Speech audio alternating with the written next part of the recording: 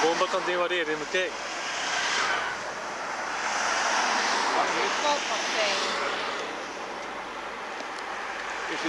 Weg man, de tweede. Ding.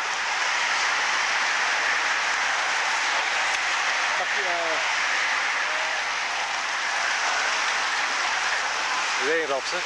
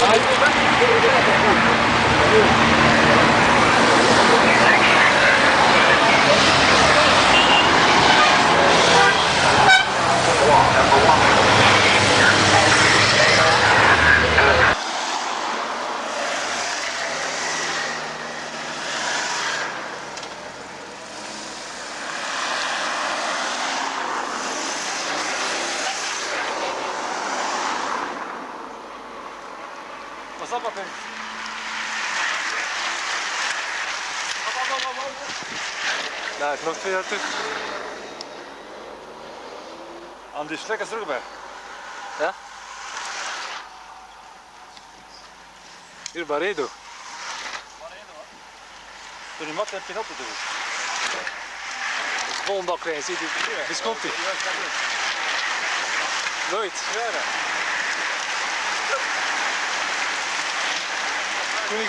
Cunego hier. Hier, dag man. Nu de Japaner weer al. De Japaner nog.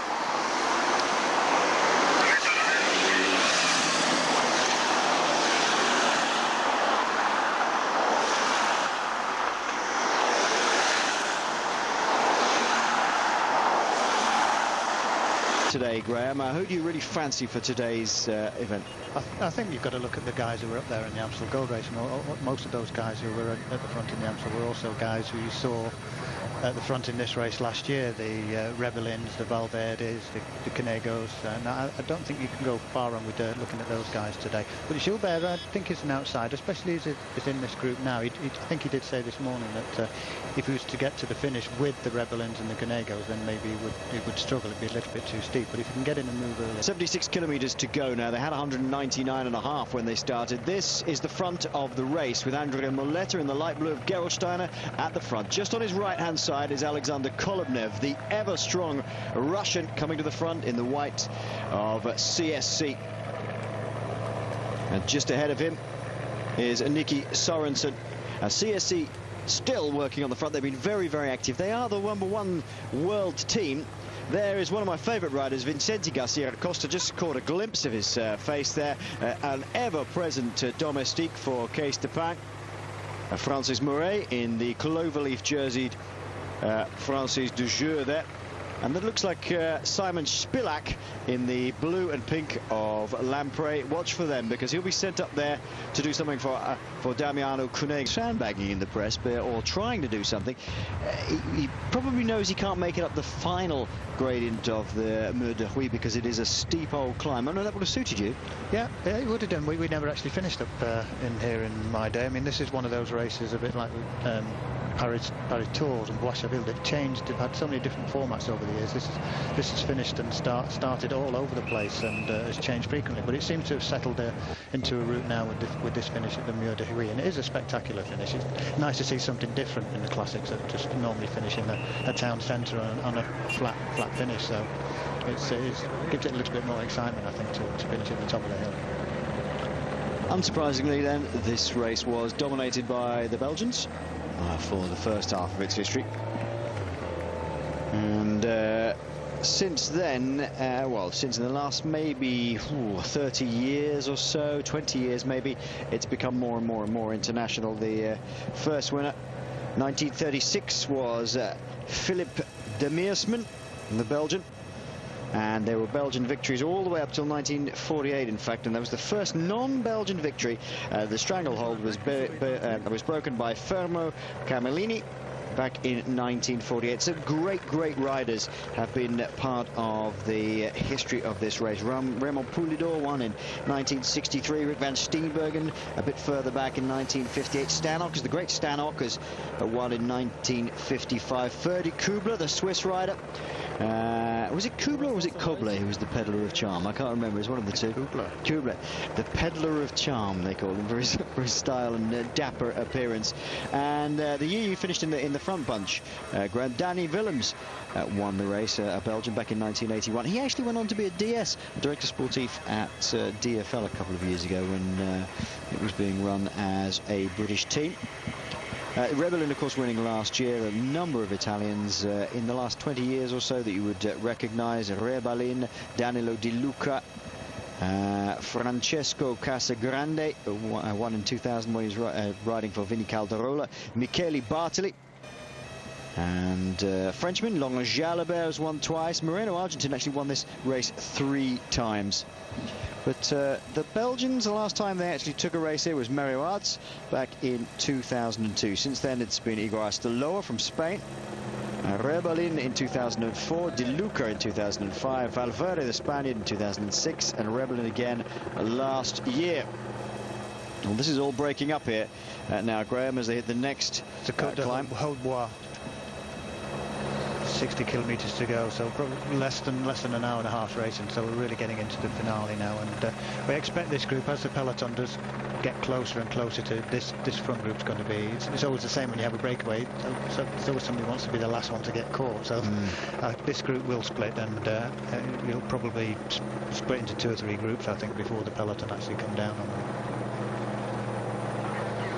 This looks like quite a narrow climb. Yeah, it is, and make sure that the cars are well off the road. It's something.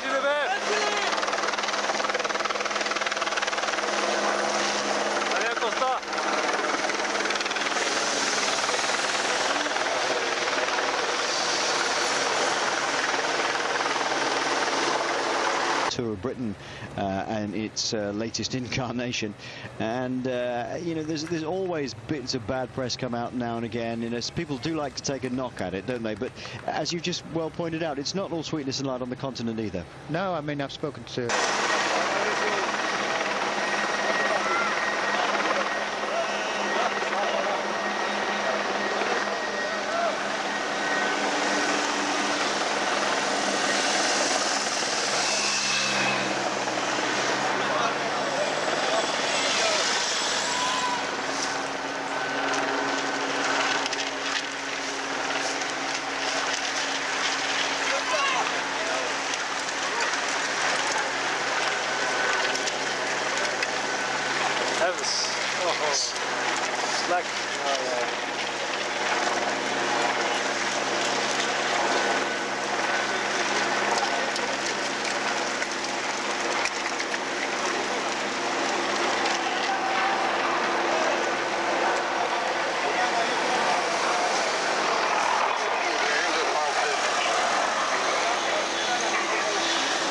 just a shade over a minute with under 60 kilometres to go. In your opinion, then, what is it about races in Britain that we need to change in Britain to make things like the Tour of Britain as good as the races on the continent? I think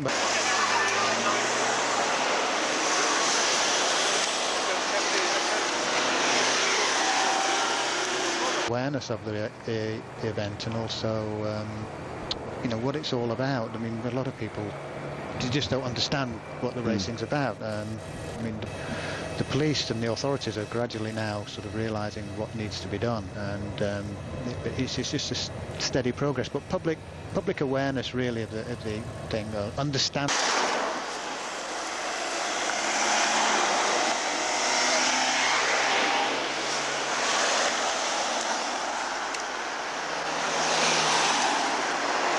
You know, they've got to hold up at a junction. Then they're fine with it. You know, they've watched the race go past. But there's always there's a small percentage of people who get upset that they're being delayed 10 minutes to go to the shops and things like that. But that's one of the things. We can't get closed roads in this country. I mean, we saw it with the Tour de France, and but that's a whole different ball game.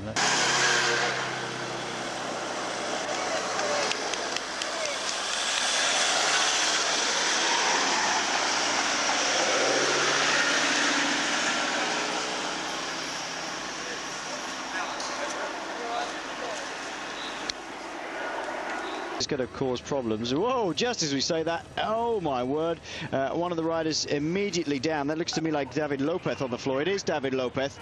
I'm not quite sure who the Euskaltel rider is. Looks, well, it's very difficult to tell who the Euskaltel rider is on the floor at the moment. It looks a little bit like, is it Ruben Perez who's hit the floor, or Igor Martinez? It's Martinez, yeah.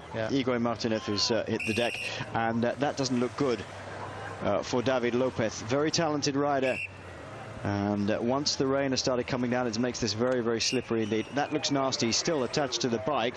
Now, I think just a touching of wheels of these two. Well, Igor Martinez, former of Discovery Channel, and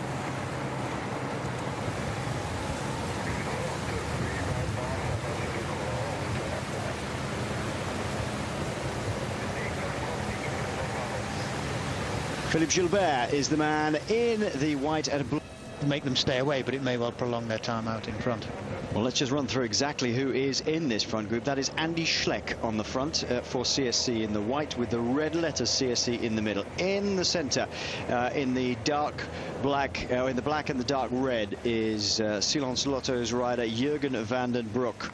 As they go through Goye now. I'm just going to run through the names before we pick out individuals. Fothano Maletta from Gerolsteiner, Garcia Costa from Kees de Pang, Fernandez from Sonia de Val, Efimkin from AG2R Le Mondial, Andy Schleck we've mentioned, Nicky Sorensen and Alexander Kolovnev, all from CSC in this group. Johan Top from Bouygues Telecom, Francis Moret and Philippe Gilbert, both of Française de Jeu.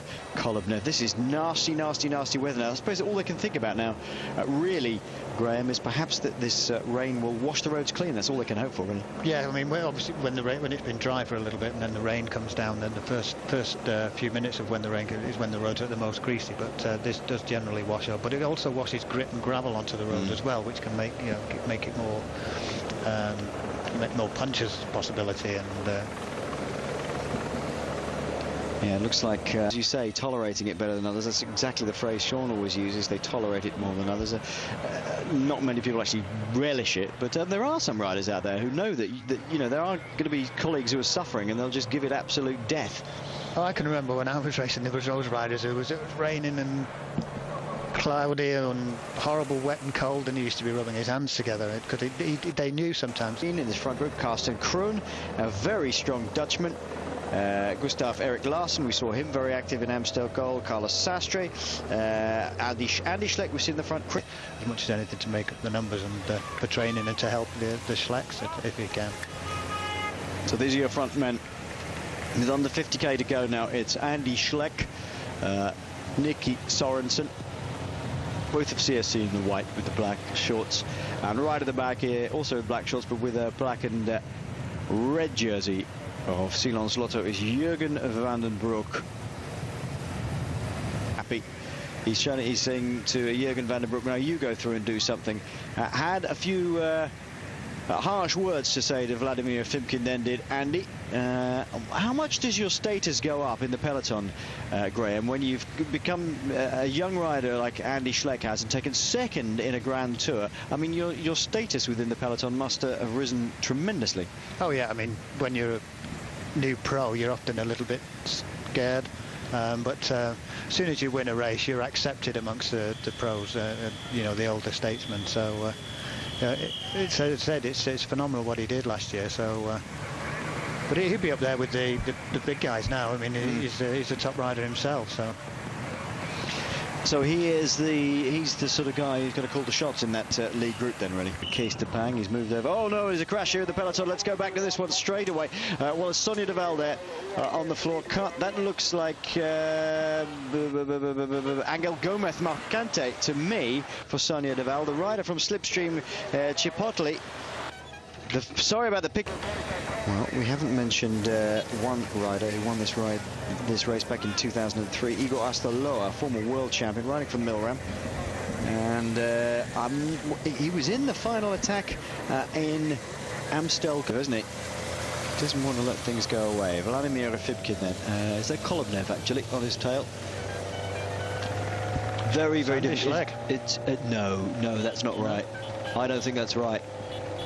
Stuck in the middle of no man's land is Jurgen van den Broek in the dark. In the light here is Eddie Angels. So two Belgians, or Eddie Angels, sorry, the Dutchman, trying to get across to the front two riders, and more effort coming in from the peloton now with just 10 seconds gap. And it's to the other group being led by Simon Spilak. Group 2 making contact then. Will Efimkin launch himself off up the road once again? 1-1 is 31 back to the peloton at the moment. The whole nature of this race has changed, I think, Graham, because I think some of the big teams were wanting to shut it down a little bit earlier. But when the rains come down, some of these guys have seen their opportunity. Yeah, absolutely. And the one who's just fallen off here in Fresh Wallonne is Angel Gomez Marcante, and they both ride for the same team. Marcante, you can always tell by he's got a sort of sandy-coloured curly hair that sticks out of the bottom of his helmet. Right on the front at the moment, it looks like Luis Leon Sanchez in the dark. This year, the sort of great French hope of the past, it never seemed to happen, but he's had some great results this year. Yeah, well, let's be magnanimous, and also let's also be fairly bit of turf there and field. My word. Peloton's still not giving up though. And I think there's a Rabobank rider in this front group as well. Yeah, there is. So I think I'm not it's sure who it is. I think it's possibly still Paul Martins who got back to that group. And Peloton's not so big now either. Well, it'll be interesting to see an overhead shot when the director pulls up. That's a lovely shot though. But that gap's gone up again. They are tough guys, these. Larsen looks over his shoulder. He's got Efimkin coming up, and Efimkin's going to get on, and I think possibly go straight past. They're not very far behind, though, the peloton. And they're about, what, 6, 7, 8 seconds now? Yeah, maximum, I think. 10 kilometres to go as well, so it's all on now. Get obviously a fast run down to the bottom of the Mur de Huy in a minute, so it'll be interesting to see who's but there's got to be at least one in every single move, and they've ridden perfectly today. Yeah, every single move. Larsen is in the middle then in the black shorts. And 6 kilometres to go. What is the gap? We had 20 seconds. Oh, that looks like Wegman. Wegman looks like he's gone down. Is it Wegman? No, it's Larsen. Larsen's hit the deck. Oh, my word. And we were just saying he was going downhill fairly quickly. He's hit something on the ground there and gone down, just lost control of the bike. They were giving it everything. Let's have a look. What happens? I think he just hasn't seen the bend coming and has realised and just braked too hard and too late. Oh. Yeah, either that or he hit the edge of the road there. Oh. Yeah, well, it's nasty road surface on the far right-hand side. Well, he's let's see if he gets up at all. He's at the side of the road. You can see him in the top of his shot, just wandering around. Game over for Gustav Erik Larsen. Well, what will they do now? 19 seconds is the gap, and you've just saying CSC have ridden the absolutely perfect race. I mean, you can't do anything about that. Didn't I? I put in it, but that's an incident of the race. Welcome to the world of commentators. But yeah, I think that's one of those things. I just get a feeling he he wasn't quite maybe a little bit tired. He wasn't quite. Talking about brothers earlier, with there's Alexander Efimkin on the right-hand side, 10 seconds back, or was 10 seconds back on Fabian Wegman. His brother is racing today. I'm not sure whether he's actually in the car, but in fact, Fabian Wegman's brother, Christian Wegman, is a director sportif at Gerolsteiner, so he might well be out there, or it might be Christian Hen. I'm not quite sure who's in the car. Listed as Christian Hen, so but yeah, that's a Another family connection. Right bunch of brothers. He's won the GP Miguel Indurain this year, certainly, and he's had a fairly good early season. He was doing very well in certainly in Japan earlier in the year. He's won that Miguel Indurain GP a couple of times. He's got lots and lots of firsts, lots of seconds and thirds in stages as Fabian Wegmann over the last few years. Got a first on the stage in the Dauphiné Libéré, you remember, a couple of years ago as well. But he's really burying himself now. This would be a very popular result, I think. Coming up to the last kilometre, and the gap's down to 22 seconds, so it's going to be pretty tight, I think. Well, what's the gap between these two? That's what I want to see. It's, they're not that far apart from each other. Look at this. Lamprey really motoring on the front because Cunego has seen his opportunity. It's going to be very difficult for Wegmann, but he's still got a chance. 22 seconds. Don't look over your shoulder, Fabian. Just bury yourself now. He's a good climber, but it looks as if he's beginning to tire. Oh my word, what's going on here? They've slowed up, they're looking at each other. I think the Lampreys have taken the peloton as far as they can, and they say, you guys get on with it. Leave it to the guys going for the win. But look at this, Alexander Efimkin is coming up onto the wheel of Fabian Wegmann. Oh, that's a great ride by Efimkin. He's a very good climber, as is his brother. But Wegmann still going to dig in there. I think if it came down to a sprint, you'd be hard pushed to find a difference between these two. They are, I think Efimkin's probably the stronger rider, but they can both turn in a decent sprint on a similar level. Still out in the lead then, Fabian Wegmann. It's been a great ride by him. Very good ride indeed. And I wonder how far back the peloton is now. It was 22 seconds. And they're closing him on Efimkin. Oh, here they come. Has he got enough in the legs? Come on, Fabian. Dig in there, and they're right at his tail. Oh, my word. Evans coming up. Cadel Evans from Silence Lotto. Well, it's absolutely his sort of terrain. There he is in the front. Rebellin is just behind him in the light blue of Gerolsteiner. Wegmann in the German national champions jersey, a former mountains winner, as I've said, in the Giro d'Italia. Second, not second, but he was bombing after Paolo Bettini in the Tour of Lombardy a couple of years ago. Oh, it's over for him. I don't believe it. Once again, he's going to be a bridesmaid. Evans on the left-hand side in the black and red. You could just see him for Silence Lotto. He's on the wheel now of Fabian Wegmann. Wegmann's still trying. He's looking over the wrong shoulder, and Evans is going to come past him. Oh, look at him. He dies in the saddle. Here comes Rebellin, Cunego. Yeah, there's Rebellin.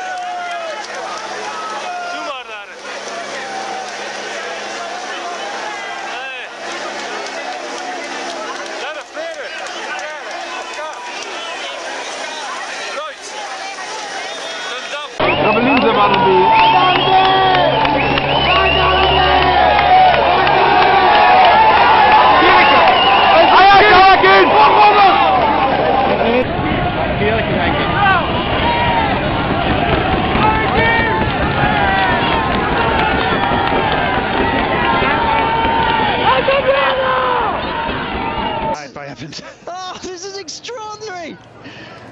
Which one of these is going to take it? Kim Kirchen is going to hang on by the skin of his teeth. The Luxembourgish rider and the Luxembourg flags are out. Cadel Evans second. It looks like Cunego comes in for third, and that is an extraordinary win for Kim Kirchen. Yeah, great win. I mean, but the amount of work Evans did all the way up that time, I thought he was actually just going to ride them off one by one. I did. One time I did. I thought he'd got a bit of a gap, but tremendous. It was a great jump. He was very strong. He attacked early in the decisive break of Amstel Gold. National road champion. He's a good time trialist as well. He's another one who's been waiting in the wings for a win. You have to feel sorry, though.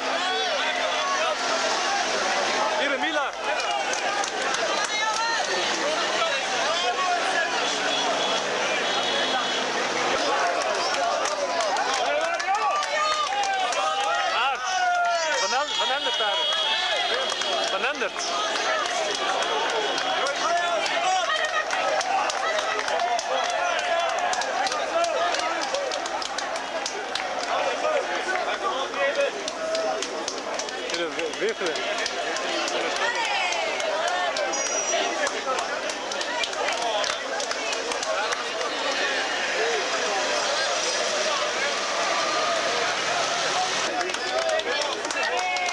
Hey, kom aan. 10. Louis Sanchez.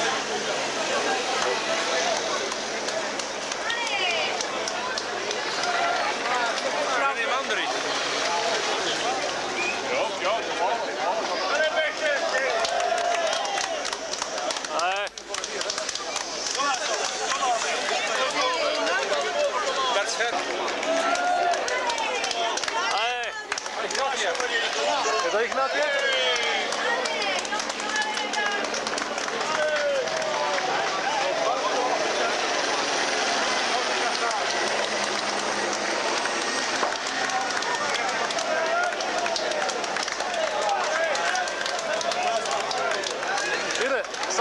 Hier, Sastri daar. Ja, Sastri. Dat van jou weg. Ja, muziek.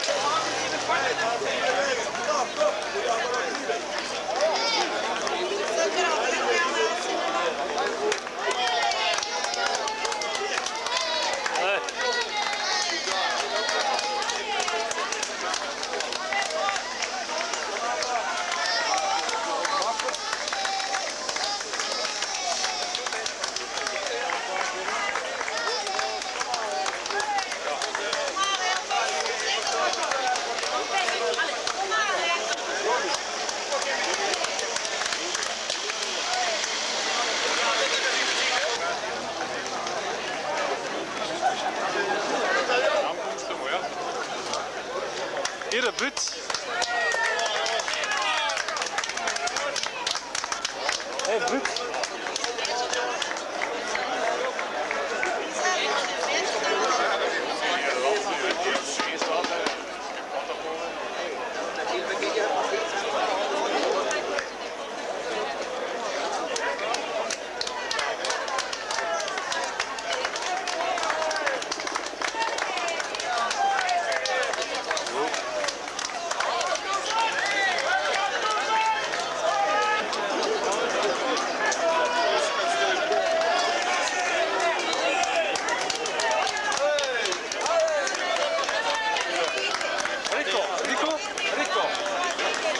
Is dat Rico? Ja.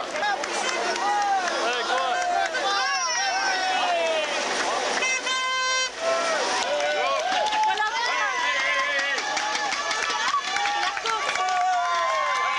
Hier, Moro daar. Allez, Francis, kom aan hè. Van der Wallen.